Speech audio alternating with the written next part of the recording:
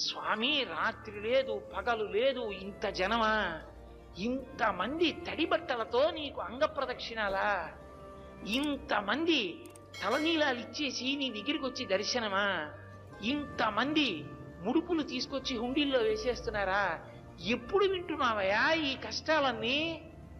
కళ్ళందుకే ఇలా నామాలు పెట్టేసుకుని నిద్రాముద్రాం నిఖిల జగతి రక్షణే జాగరూకం అని దక్షిణాయనంలో పడుకున్నవాడు ఆంతరంగంలోకి చూసినట్టు వచ్చే వాళ్ళ మనస్సులు చూస్తాడు. వ్యాసుడు అందుకే ఓ మాట అన్నాడు, వెంకటాచల క్షేత్రంలో వెంకటేశ్వర స్వామి వారి ముఖమండలం బహుప్రసన్నంగా ఉంటుంది. ఒక్కొక్క రోజున ఎంతో సంతోషంగా ఉంటుంది. అర్థం ఏమిటో తెలుసా? కొండ మీదకి ఎవరో ధార్మికులు వచ్చారని గుర్తు. ధర్మమునందు విశేషమైన అనురక్తి ఉన్న వాళ్ళు కొండ మీదకి వచ్చారనుకోండి, ఆ రోజు మురిసిపోతాట, రే ఒక్కడు వచ్చాడు.